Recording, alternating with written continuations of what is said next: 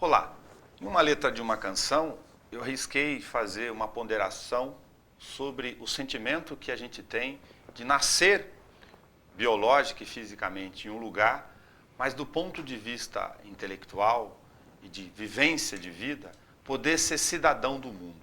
Essa relação com a aventura e com os espaços geográficos que você acaba dimensionando na sua trajetória podem servir de reflexão para as pessoas entenderem as suas escolhas, os seus caminhos e o que nós podemos construir nessa terra de passagem. Com toda essa simbologia, eu apresento o nosso convidado do Câmara Livre de hoje, José Roberto Faraco Braga, que escreveu uma outra reportagem que está no YouTube, é só procurar lá como Beto Braga, O Brasil através das Três Américas, um livro que fala de uma trajetória riquíssima, aliás, sobre a mesma temática que estamos tratando aqui, que eu poderia simbolizar singelamente como aventura. Mas mais do que isso, de pesquisar essa história riquíssima, o Beto, nosso convidado de hoje, refaz esse percurso a partir dos seus horizontes. E como a gente sempre diz no Câmara Livre, o recorte da vida é que faz ela se renovar a cada instante.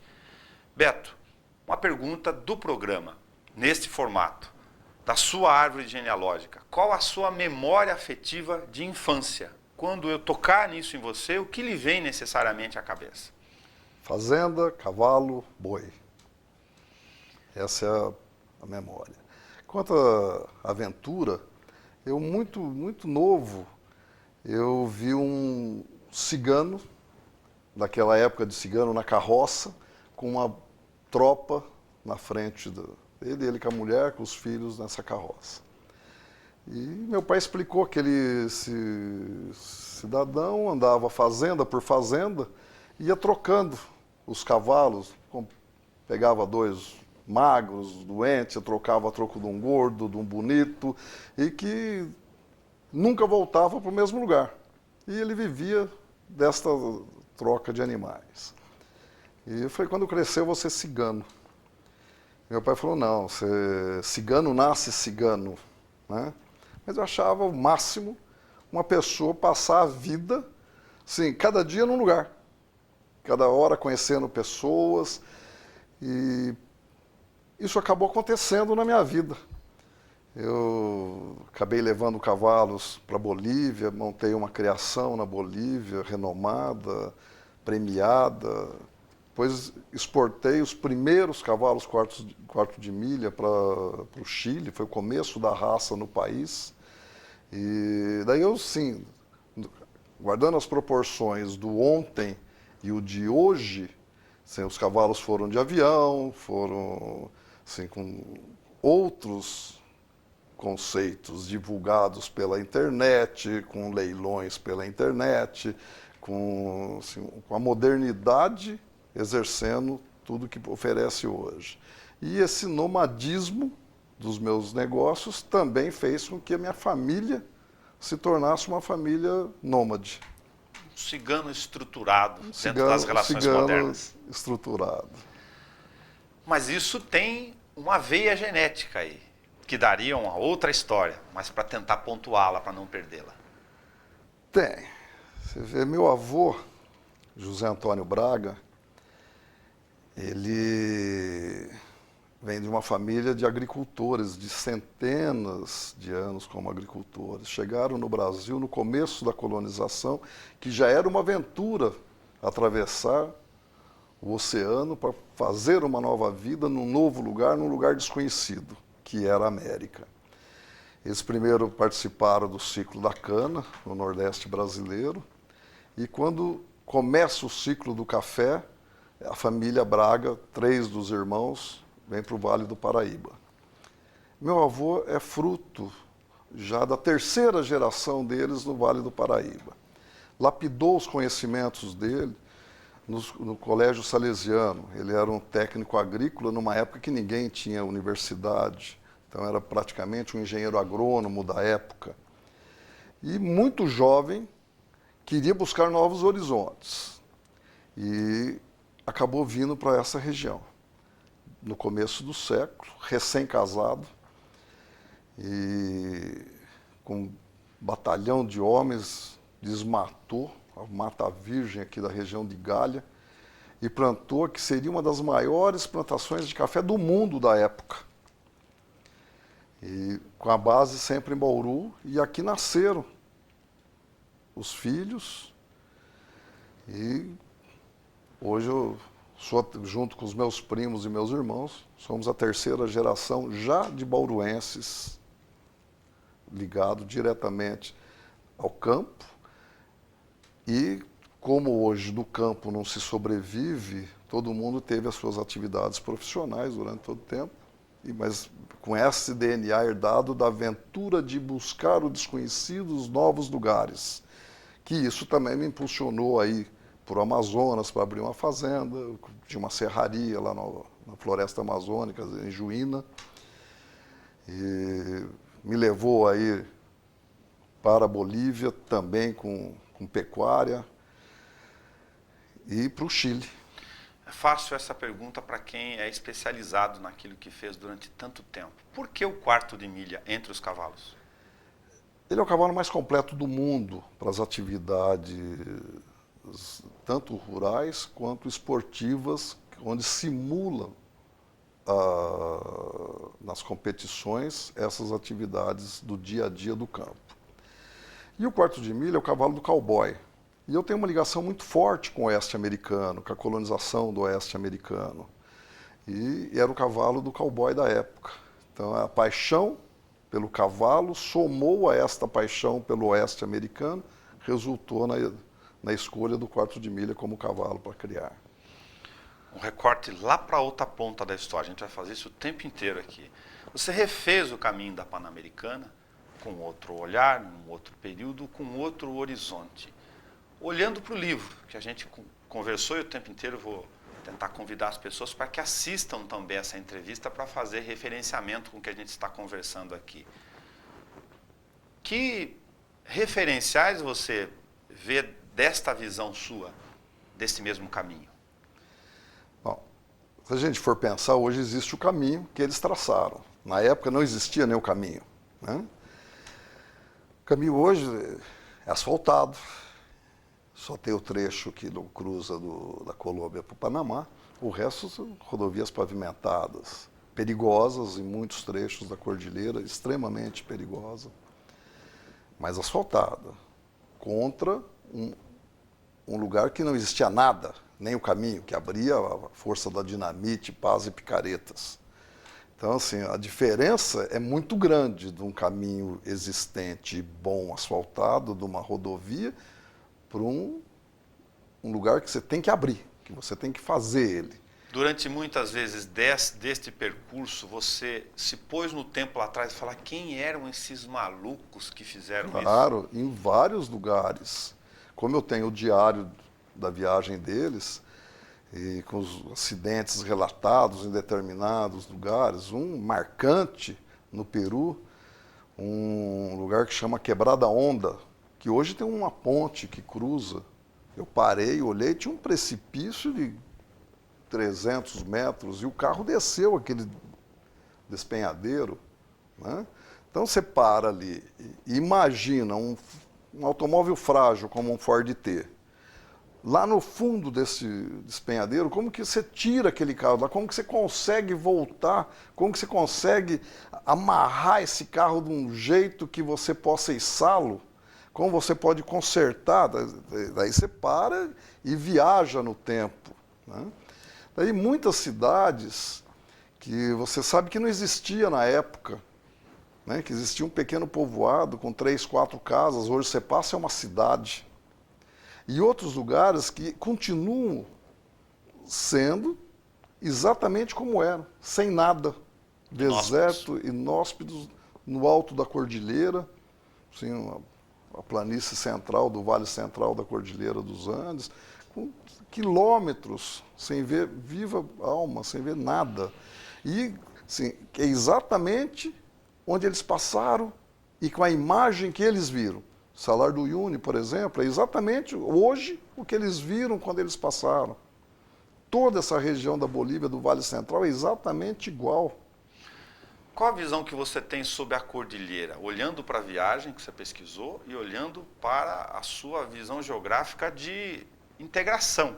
Porque a palavra integração, quando se fala aqui da questão das relações das Américas, ela fica muito abstrata na cabeça das pessoas. A cordilheira, durante muitos anos, foi considerada intransponível. E hoje, ela tem ainda vários pontos que ela é intransponível.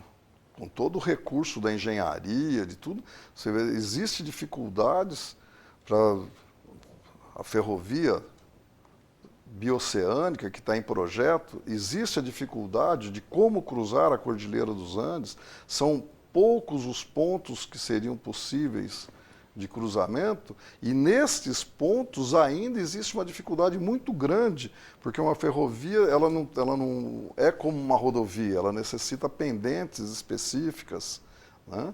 Que esses caracóis feitos pelos automóveis não é possível ser feito com a composição. Então, ela ainda dificulta a integração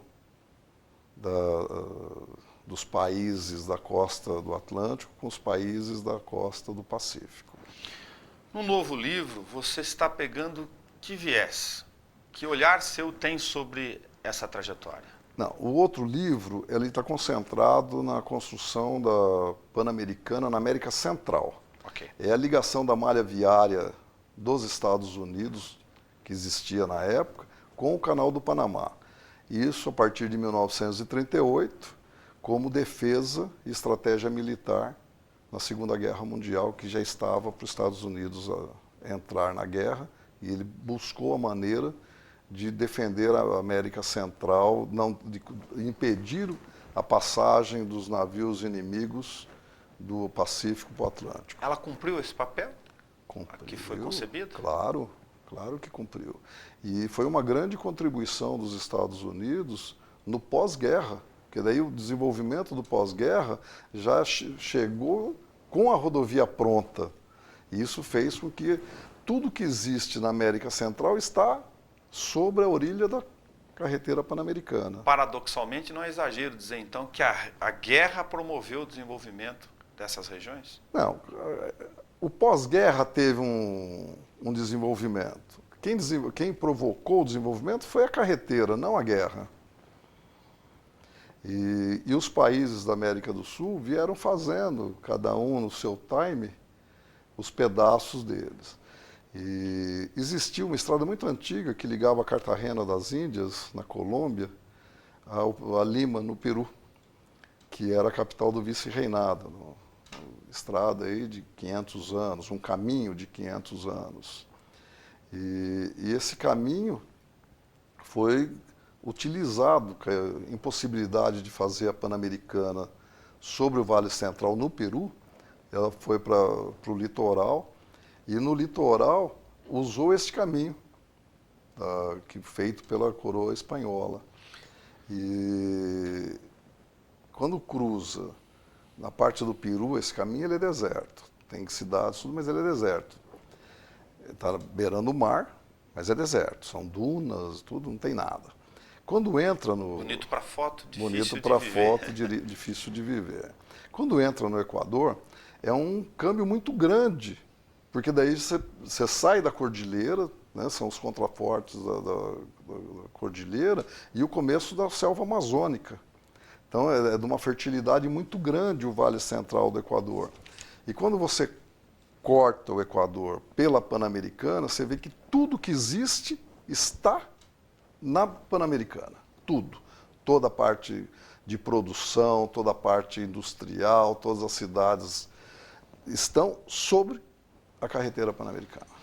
Um outro recorte para o cidadão do mundo aqui, latino-americano, Beto Braga. Que visão esses bolivianos que você conheceu, chilenos, cada qual no seu espaço de tempo aí da sua convivência, tem sobre nós? A ideia do gigante das Américas é só uma questão territorial na cabeça deles? É questão territorial e de riqueza. Eles acham que o Brasil é um país muito rico. Eles não entendem nem por que eles não têm uma ligação mais estreita com a gente. Eles não entendem que é da natureza, que é física, que está lá a cordilheira impedindo esse estreitamento nas relações. E o Brasil nunca olhou para o lado de lá. O país sempre olhou para o Atlântico, né? Mas quando olhou, dizimou os paraguaios do lado de lá na história. Mas era num período ainda de Sendo duro conquistas, aqui. né? De conquistas de território, como teve o problema com o Uruguai, como teve o problema com a Bolívia lá no Mato Grosso e Acre, que eram territórios bolivianos e que o Brasil avançou, a coroa portuguesa avançou sobre essas terras com o intuito de ampliar o país e de impedir o domínio espanhol e deixasse os espanhóis só na parte do Pacífico. Sim.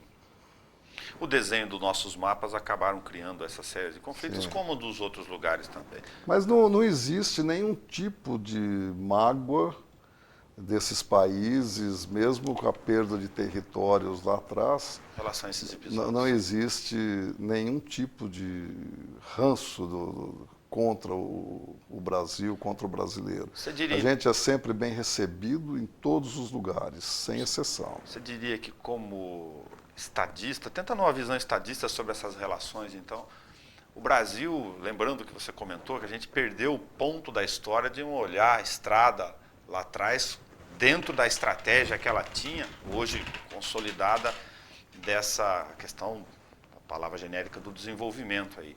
Mas se a gente tirar a história da física da cordilheira, das nossas relações aqui sul-americanas, tem um espaço gigante para ser desenvolvido. Ah, sim.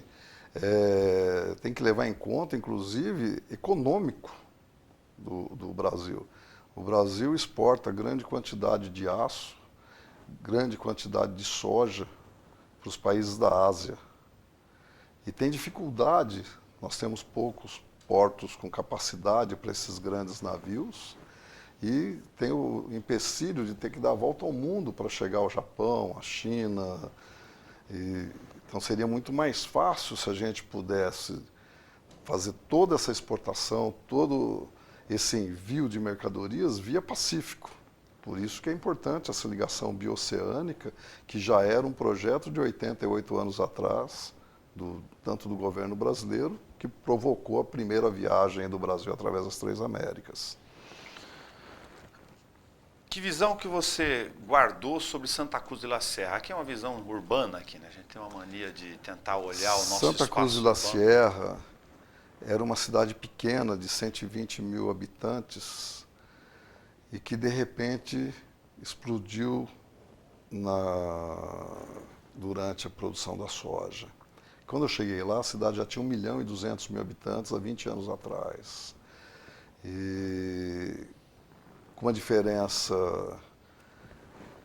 socioeconômica monstruosa entre a elite e o local, né, do colonizador, vamos dizer assim, e do índio local. Então existia muita pobreza, existia muita riqueza, né? Condomínios enormes, casas fantásticas, um centro antigo colonial maravilhoso preservado e o arredor de casas muito simples, a maioria de um só cômodo, ou um terreno com 3, 4, às vezes 5 casinhas dessa, como assim, um cortiço. Só que mesmo com essa pobreza não existia miséria. Na Bolívia a comida é muito barata, as pessoas comem na rua, essa pessoal de baixa renda se alimenta na rua. E é muito barato. Qualquer servicinho que ele faça que ganhou um peso boliviano, ele já comprou um prato de comida. Tem muita ajuda externa, tem muita loja de roupa usada que vem de doação dos Estados Unidos. Então a pessoa pega com $1, compra roupa, já está vestido com $1. Uma roupa usada, mas assim, bom estado. Então assim, não existe a miséria, não existe o mendigo, o miserável. Ninguém passa fome. E mesmo existindo a pobreza, não existe a fome. Que estágio está a sua pesquisa, a sua relação com a questão americana aí, nesse momento? Eu tenho alguns contatos com os arquivos nacionais americanos, principalmente com o John Adams, que é onde está o arquivo da Segunda Guerra Mundial. Lá não existe, não é público essas informações sobre a Pan-Americana, exatamente porque ela foi construída numa época de guerra, então existe todo um sigilo sobre isso, mas não é proibido fazer. Ok. Então, agora, regressando, começa a visita a esses documentos todos e eles estão surpresos com a primeira etapa, porque mesmo essa entrega do projeto dos 3 brasileiros ao presidente Franklin Roosevelt é desconhecido para eles. Eu já enviei a carta que o Franklin Roosevelt entregou a eles, enviei uma cópia, enviei a foto, e para a biblioteca, tem uma biblioteca exclusiva sobre a vida do Franklin Roosevelt e as coisas que ele recebeu quando era presidente dos Estados Unidos. Te surpreende o fato de, do ponto de vista até de pesquisador, mas os americanos são tidos como nós como tão cuidadosos do ponto de vista das suas histórias, inclusive outras surpresas no meio do caminho que sequer eles tinham dimensão? Não, eu não fico surpreso, porque são 3 brasileiros, mesmo tendo sido recebidos como heróis, eles são 3 brasileiros. E o trabalho deles foi notícia na época, depois não foi preservado, porque essa é uma história do Brasil, e o Brasil devia ter preservado. Mas eles têm os mapas todos arquivados, tem o apontamento da visita dos brasileiros ao Franklin Roosevelt, e esses mapas foram utilizados para construir numa época de guerra. Esses documentos estão guardados como documentos de guerra. Para assumir esse papel de pesquisador, você usou uma expressão que eu vou repetir aqui. Você teve que fazer uma guinada completamente na sua vida de novo. E trabalhar uma relação com o desapego. Eu citei o cavalo lá atrás, propositadamente, teve que tirar a sela. O desapego é uma necessidade a partir do momento que você se propõe a fazer uma outra atividade, que não condiz com você ter as coisas que te dão preocupação todos os dias, despesas todos os dias. Eu não tenho só o desapego ao cavalo, eu tenho uma história da minha família, que ficou aí em objetos e todos esses anos acumulando essas coisas. Daí você tem que abandonar isso, você tem que desapegar dessas coisas para poder partir para um novo projeto num novo país. Não tem como você ficar tocando isso, não tem mais uma finalidade. A finalidade hoje é essas pesquisas e viajar, conhecer o resto do mundo. Eu vou continuar viajando, dando a volta ao mundo, sempre de carro. E isso não combina com as outras atividades, nem profissionais e nem as do lazer, como era o cavalo, como eram pescarias, caçadas e gado. Já não combina mais isso, não tem como juntar essas duas coisas. O que você diz para o jovem que está nos assistindo aqui, que está lá com alguns com idade um pouco antes dos seus filhos, e que está pensando nesse momento, fala, poxa, mas a gente cresce ouvindo do pai que a gente tem que estudar, ter uma profissão, enfim, de certa forma, construir alguma coisa para poder... O lado de motivação dentro de você está em outro estágio. Não, eu costumo dizer, tem até uma frase que tem no meu Facebook, que a coisa mais difícil que existe é viver. A maioria das pessoas existem. Então, quando você tem uma vida que você estuda, acaba teu curso, ou vai trabalhar num lugar, ou monta uma empresa, trabalha 30, 40 anos, aposenta, e daí você pode desfrutar.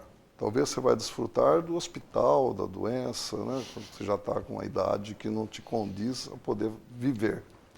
Então, são opções que você faz na vida. E uma delas é essa. Você quer desistir, ter uma vida normal, um patrimônio, uma renda, um salário, uma aposentadoria, ou você quer viver? Eu escolhi por viver, a minha vida toda. Eu escolhi sempre, toda vez que chegou num ponto de escolha, a escolha sempre foi viver.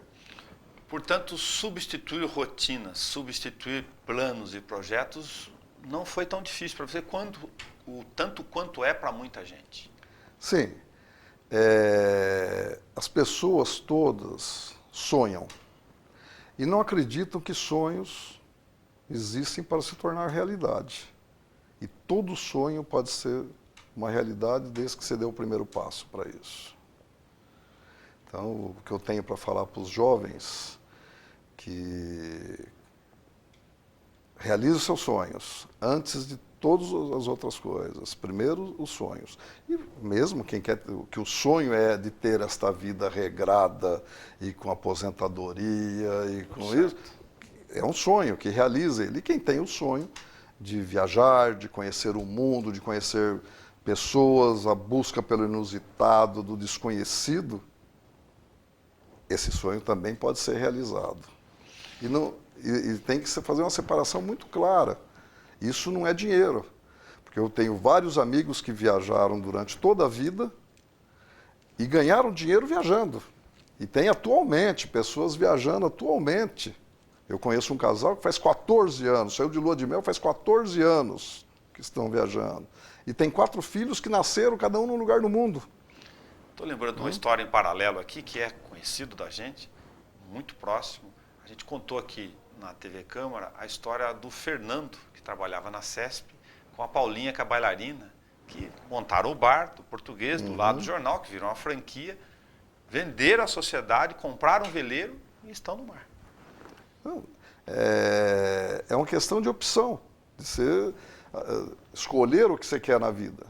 Você saber que você vai chegar na sua casa, tomar um banho, jantar, assistir televisão e dormir, né? Ou que você vai sair, chegar em qual cidade, em qual hotel, vai comer em qual restaurante, ou se vai ter o restaurante ou se vai ter o hotel, né? Isso é uma escolha.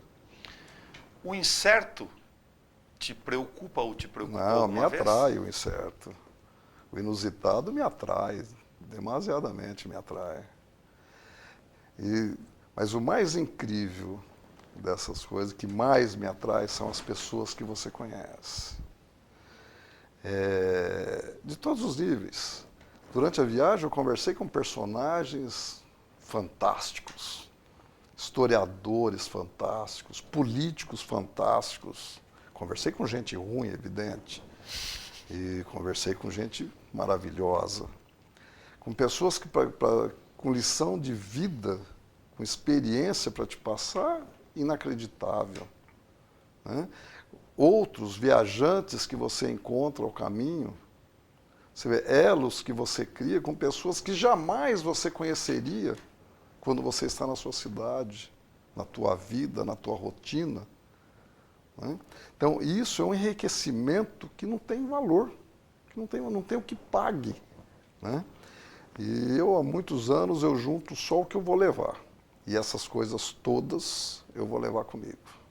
Esses amigos que eu fiz, e com as pessoas que eu tive a honra de conversar, pessoas, assim, sensacional.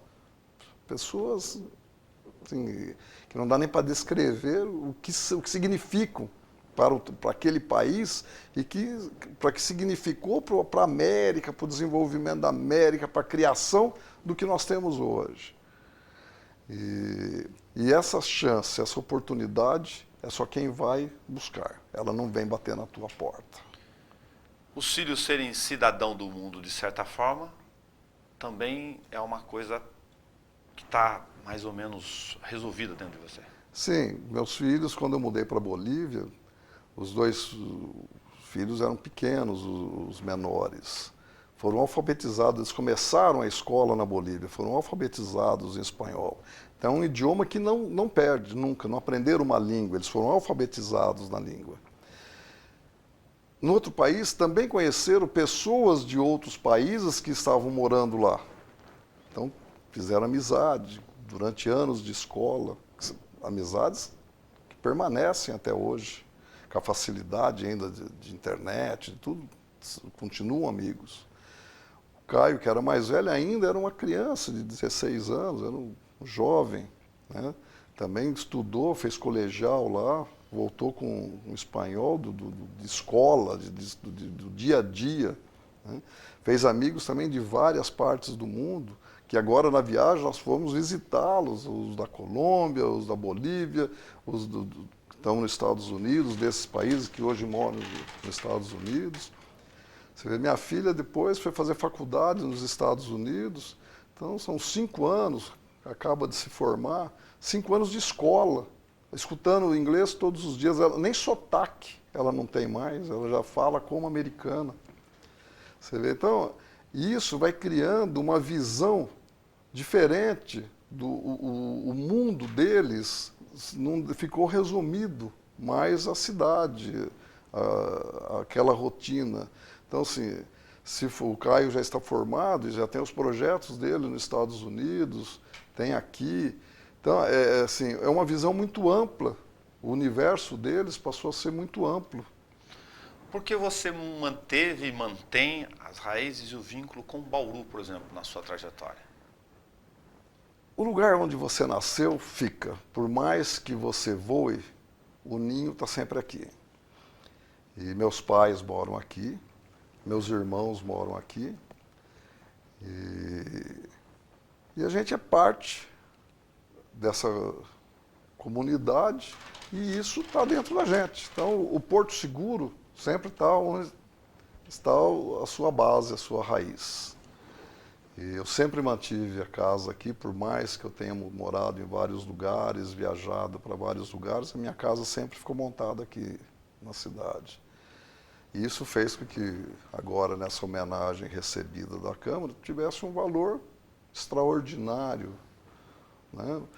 Mesmo tendo sido aclamado em muitos lugares, lugares importantes, como a UEA, como a UPAD, a Associação Pan-Americana de Engenheiros, a Academia, que é também pan-americana, lugares importantes. Você ser aclamado num lugar desse, você sair de lá com uma resolução em seu nome de um lugar desse, é gratificante, é evidente que me envaidece. Agora, quando você recebe alguma coisa na sua cidade, um reconhecimento na sua cidade, tem um sabor diferente. Então, essa base, esses amigos todos que você criou durante uma vida toda, isso está tudo aqui, né? Então, sempre vai ter um pé em Bauru. Coincidência tem sentido na sua vida? Tudo, total. Apesar que a gente não pode nem dizer, a palavra talvez não seja coincidência, né? As coisas todas sempre estão amarradas uma à outra. Então, a pessoa que você conhece hoje por um motivo é o elo de um outro fato ali na frente. Então, isso talvez não seja coincidência, talvez seja quem está exposto às coisas acontecerem e aproveitar o cavalo passando arreado. Passou, tem que montar. Até quando acredita que lá na frente vai cair, né? Muitas vezes eu montei sabendo que eu ia cair lá na frente, mas eu montei. Pelo menos naquele trajeto, eu usei a oportunidade que surgiu. E essa coincidência, você vai buscar. Ela está um ponto aqui com um ponto lá, elas não vão ser coincidentes se você não for nos dois pontos. Se você esperar acontecer... Faz os momentos de atração das energias, daquilo que está em circulação. Com certeza, com certeza. De alguma forma, essas coisas conspiram do lado positivo para acontecer. Ah, sim. A vida tem sido generosa comigo, cara. Você vê, família fantástica, tanto na que eu nasci, quanto na que eu formei. Amigos sensacionais, né? A oportunidade de ter vivenciado as coisas que eu vivenciei durante a minha vida toda, que eu já não teria tempo de começar agora e fazer isso tudo de novo, né? E isso foram coisas que foram acontecendo. E não são coincidências, você vai buscar. Daí você faz com que as coisas coincidam.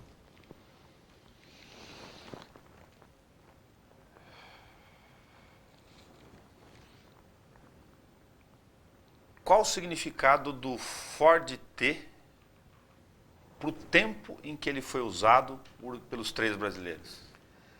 Bom, a minha admiração pelo automobilismo é lá atrás, né? E eu comecei a andar atrás de carro antigo ainda muito criança, muito moleque. Eu procurava os carros aqui em Bauru para o Roberto Lee, que era amigo do meu primo, José Rinaldo. Então, cada vez que eu achava um carro antigo, eu corria lá para avisar o Roberto Lee que tinha determinado carro aqui. E por 2 vezes ele veio aqui buscar os carros. Ele levou um Rolls Royce e levou uma Cadillac V12 daqui de Bauru, que estavam lá no museu dele. E começa assim, essa atração pelo carro. Logo que eu tive condição de comprar essa coisa assim, porcariada, carros assim, de ferro velho, de carro rodando, mas assim, Fords 28, 29, assim, que na época assim, é muito desvalorizado, tudo. E o automóvel, esse choque que ele provoca no desenvolvimento é muito grande. É que todo mundo que está vivo, nasceu existindo automóvel, né? Quando você não para pensar quando ele começou, como era. Antes do automóvel era cavalo, carroça, né? Então foi um pulo muito grande. É como quando passou a ter comunicação, quando passa a ter telefone, quando passa a ter internet, são câmbios muito grandes que vão acontecendo na humanidade. E o automóvel foi um deles. E ele entra no Oeste num momento interessante. E quando ele começa a massificar, é o começo do Ford T. E eu sou assim, fã de carteirinha do Henry Ford. E o grande carro do Henry Ford, que provocou essa grande mudança na humanidade, foi o Ford T. Então, começa a atração no Ford T. E por uma coincidência, né, ele é o carro que esses viajantes fizeram o projeto da Pan-Americana, como outras tantas coisas. Tem até um fato engraçado quando você fala do Ford T e do que ele provoca, ligado diretamente ao jornalismo. Como novidade na época, o jornal, o Dia lá do Rio de Janeiro, era distribuído assim, por um Ford T. Esse jornal, depois de 10 anos distribuindo pelo Ford T, virou o jornal O Globo, montado pelo senhor Irineu Marinho, pai do Roberto Marinho, junto com Euríclides de Matos. Então, assim, o carro provocando a distribuição do jornal numa grande cidade. E um carro desse, que durante 10 anos distribuiu a notícia, é um dos carros que fez a viagem. Daí, nos outros 10 anos, ele foi a notícia, né? Eu acho isso sensacional. Tentar fazer uma reflexão rápida com você de algumas temáticas aqui, para a gente poder usar o formato do Câmara Livre. O que te move? Várias coisas, nunca dinheiro. E a emoção de viver é o principal. E essa relação com a aventura está diretamente ligada à minha vida em todos os sentidos. Desde a parte minha profissional, desde que eu comecei a trabalhar, eu sempre busquei fazer o inusitado. O que o Beto tem do seu pai? Pouca coisa. A paixão pela pecuária, pelos cavalos, pela vida do campo. Isso vem do meu pai e da família do meu pai. Essa busca de pesquisa, de estudar, de conhecer a história, vem do lado da minha mãe. Minha mãe professora, meu avô também com uma história fantástica, um cara muito, muito inteligente, um caráter irretocável. Começa a sua vida também de uma maneira muito incrível. Meu avô, aos 8 anos de idade, vem para o Amazonas acompanhando o pai dele em busca da borracha, que era a grande riqueza da época. E fica por 5 anos no Amazonas, estoura a Primeira Guerra Mundial, eles voltam para a Itália, porque a família estava na Itália, a mulher e os outros filhos. Meu avô era o filho mais velho. E quando chegam, logo em seguida começam os horrores do pós-guerra, fome e tudo.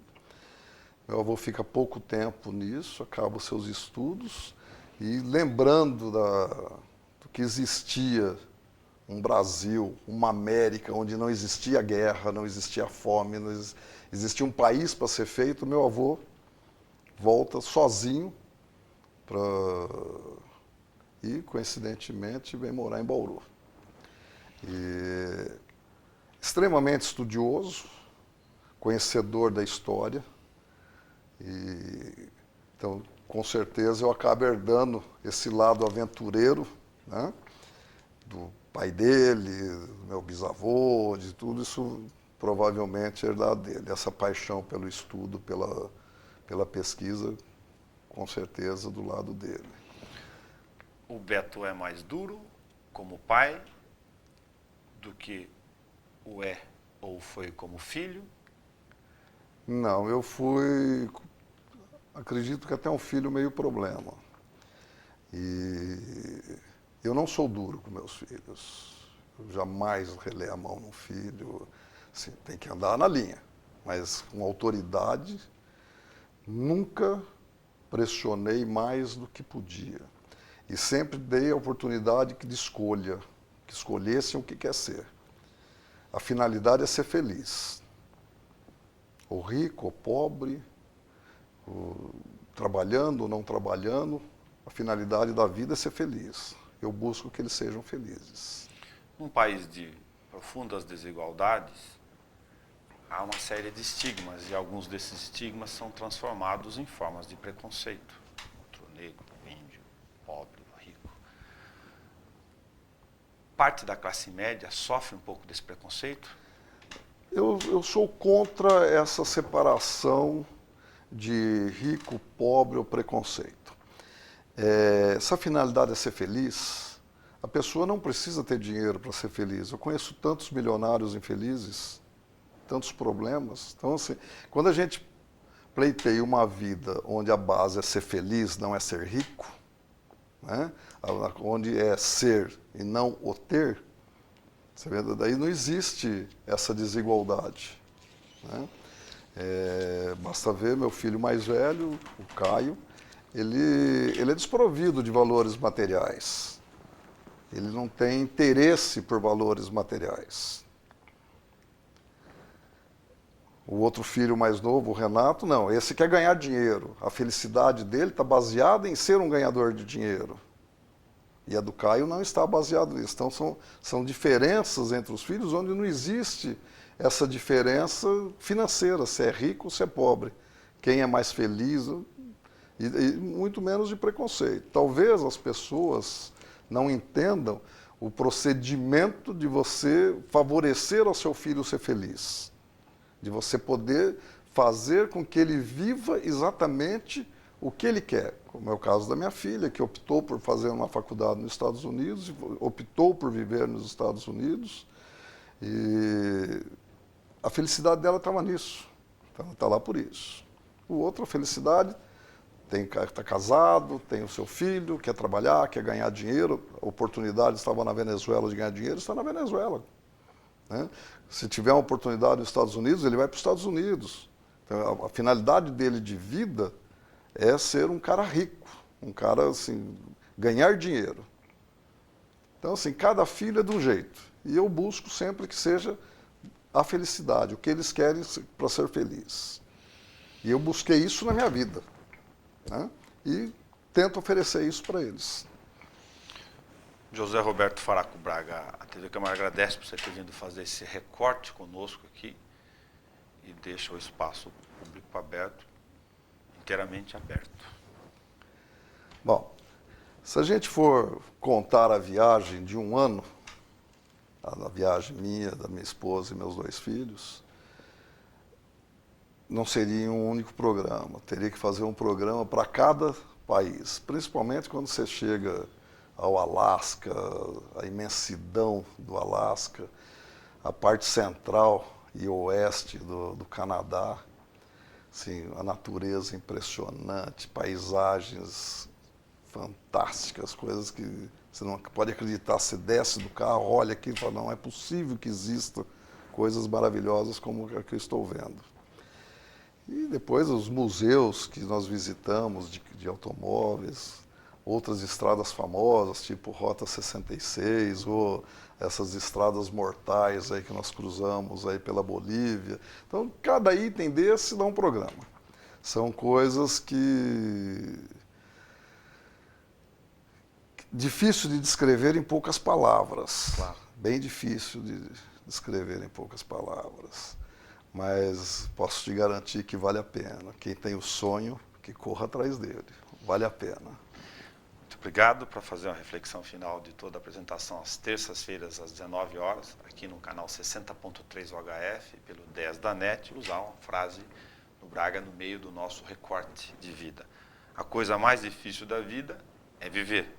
As pessoas existem. Até o nosso próximo Câmara Livre.